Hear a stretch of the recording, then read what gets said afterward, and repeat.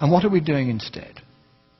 At Copenhagen, this December, weeks away, a treaty will be signed. Your president will sign it. Most of the third world countries will sign it because they think they're going to get money out of it. Most of the left-wing regimes around the world, like the European Union, will rubber stamp it. Virtually nobody won't sign it. I have read that treaty. And what it says is this: that a world government is going to be created. The word government actually appears as the first of three purposes of the new entity. The second purpose is the transfer of wealth from the countries of the West to third world countries in satisfaction of what is called coyly a climate debt. Because we've been burning CO2 and they haven't, and we've been screwing up the climate. We haven't been screwing up the climate, but that's the line. And the third purpose of this new entity, this government, is enforcement. How many of you think that the word election or democracy or vote or ballot occurs anywhere in the 200 pages of that treaty? Quite right, it doesn't appear once.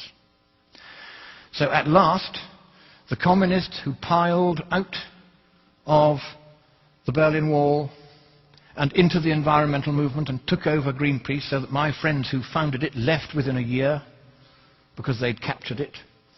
Now the apotheosis is at hand. They are about to impose a communist world government on the world.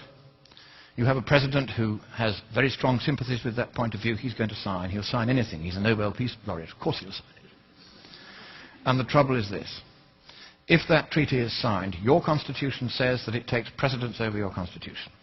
And you can't resile from that treaty unless you get the agreement of all the other states parties. And because you'll be the biggest paying country, they're not going to let you out.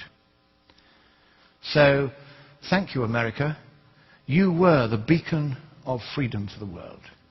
It is a privilege merely to stand on this soil of freedom while it is still free. But in the next few weeks, unless you stop it, your president will sign your freedom, your democracy, and your prosperity away forever. And neither you nor any subsequent government you may elect will have any power whatsoever to take it back again. That is how serious it is. I have read the treaty. I've seen this stuff about government and climate debt and enforcement. They are going to do this to you, whether you like it or no. But I think it is here in your great nation, which I so love and I so admire. It is here that perhaps at this 11th hour, at the 59th minute and the 59th second, you will rise up and you will stop your president from signing that dreadful treaty. That purposeless treaty, for there is no problem with the climate, and even if there were, economically speaking, there's nothing we can do about it. So I end by saying to you the words that Winston Churchill addressed to your president in the darkest hour before the dawn of freedom in the Second World War.